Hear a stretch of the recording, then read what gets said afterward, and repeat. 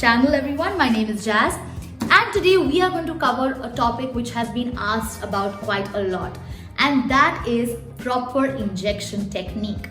It's not just important to inject insulin on the correct time, but the way you inject it is actually sometimes even more important. So just to give you a brief, everyone's skin is about 2 millimeters thick, and this thickness does not depend too much on age, gender, ethnicity, etc. So everyone should be using a 4 to 5 millimeters needle on their injections or their syringes. We don't want to inject into the muscle. If we inject into the muscle, the insulin can be absorbed very quickly or unpredictably. So we don't want that. We need to inject into the fat under the skin. So there are certain injection sites that we need to be careful about. I'm going to get my friend Panda over here. So this is our body, right? This is the front of the body and this is the back of the body. And I'm going to be your teacher mode over here and tell you the different injection sites, like we like to call it. So one is here around the navel on the entire abdomen, right? We also have it on the arms and the back of the arms. We also have it on the upper thigh and the upper buttocks, right? So these are all the places that have got a little bit more of fat and not just pure muscle. So it's easy to inject in these places. The most important thing to remember about injection sites is that you rotate your injection dose. For example, if I'm injecting once over here, the next injection will be on the other side. This way, you will avoid something called lipohypertrophy, which I'll be telling you about in a bit. So rotation of sites is very important. You think of your stomach like a clock, and it's a clock. So every time you inject, it's on a different number of the clock. Let's go. Now, when you're talking about an insulin needle, for example, for an MDI injection, this is something that I use. This is an MDI pen. And this one, like I told you, is 5 millimeters in length and 0.25 millimeters in thickness. This is the normal size of an MDI injection. You should not be using more than 5 millimeters, so to say. The idea is that you change your needles often, because they can get blunt very, very quickly. With every time you inject, your needle actually becomes blunt. If you keep your needle onto your pen for more than 2-3 days, it can lead to bacteria, it can lead to air bubbles and lots of things that we don't want to think about. So change your needles often. I know it's very much easier said than done. I would always recommend changing with every prick, but I know that's not possible. So at least try to change it once in 2 days, better once a day. So now let's get into the MDI technique. So this is an insulin flex pen. You get this in a discardable pen like this. You also get refillable cartridge pens, but the injection technique for the pen stays the same. So what you want to first do is make sure that your hands are clean. So I have already sterilized them. You have an alcohol swab to clean your injection site, and you have a needle. So I would remove, the first most important thing to do is check the details on the pen. The name, if it's the correct insulin you're taking, whether it's basal or bolus at that particular time. The expiry date is very important to check. A lot of times we get questions asked that my insulin is not working, and when we have checked that insulin is actually expired. So expiry over here is 2022, so I'm safe. Check the cartridge. If it's a clear insulin, there should not be any bubbles. It should not look cloudy. If it's a cloudy insulin, it should not look clear. So always make sure you do a visible check at your eye level to make sure it's all good to go. Now I'm going to take my needle, rip off the plastic over here. Now this directly goes flat in, and screw it on to the pen. Remove the outer cap, remove the inner cap carefully but swiftly, like that. You can see the needle is right here. Now you have to do something that's called priming your needle.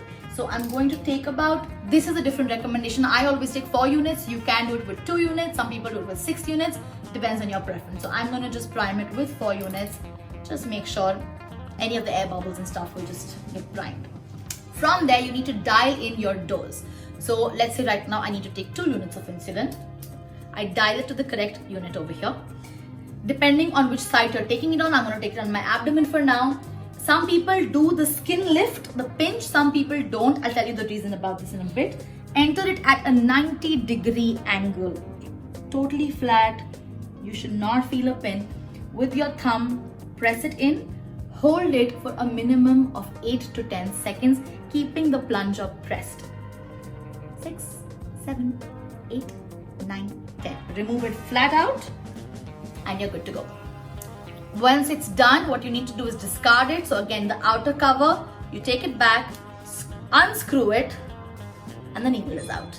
This needs to be discarded into something called a sharp waste container. So like I was saying about the skin lift, if you are very lean, if you're very thin, you can perform a skin lift, but make sure the skin lift when you're doing, it does not actually lift fat as well. So now I am going to be telling you a little about a syringe technique. If you are someone who is using syringes instead of a normal pen, what you need to do is have an insulin syringe. This is what it looks like, and you have your insulin vial. Again, the same things, you make sure they're all checked. An alcohol swab is to clean your injection site. The most important thing to keep in mind here is that insulin and the syringes come in strengths. If you can come close over here and see, this is 100 U per ml, which means 100 units of insulin per millimeter. What U stands for is International Unit of Insulin. You need to make sure your syringe also is of the same strength, the 100 UI. If it is of a 40, there'll be a miscalculation in your dosage. For this, what you need to do is take this outer cap of the syringe out, take the back cover out as well.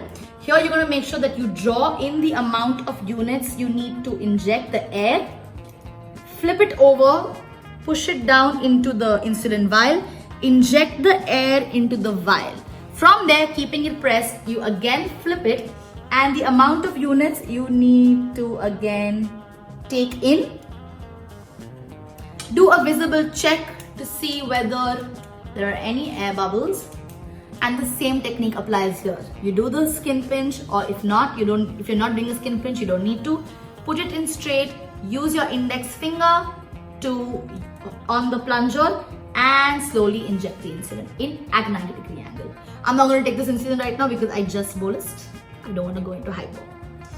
Alright, once that is done, again you close the cap and you discard the syringe.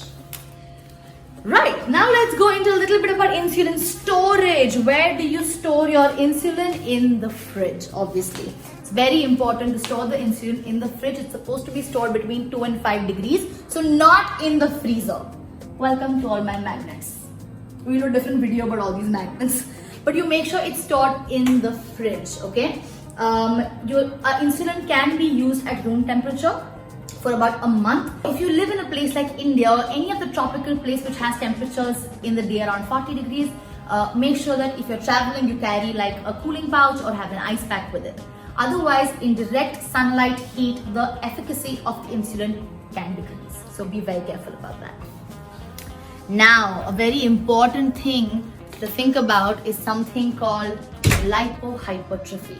Now, what is lipohypertrophy? If you inject in the same place over and over again, little fat cells start to accumulate under the skin and it becomes a hard mass under your skin. When you inject in this lipohypertrophy, the insulin does not get absorbed inside it. So your insulin requirement can actually increase up to 30% if you're injecting into lipos. Okay? Now, it's very important to check for lipos. So how do you do that? You check for lipos by standing in front of a mirror. Preferably you would do this in a bathroom. You need to remove any clothing you have on your body. So if you're going for a bath, remove your clothes, use some sort of a lubricant, a shower gel, firmly press against your skin to check if there is any hard mass inside. If there is, what you have to do is take a marker and draw an X over that part and not inject in that part for at least 6 months. Also talk to your doctors because your insulin requirement may have to come down. So these are some of the things to be careful about when taking your injections. It's important to inject in the correct technique, and that will ensure that your insulin treatment goes on without a kink. So if you have any questions, leave a comment down below. We'll be happy to answer your questions. We also have an information presentation about this on our website, which we will link below as well. Till then, till our next video, stay safe, stay happy, stay healthy, inject your injections with proper technique, and as always, be type 1 of a kind.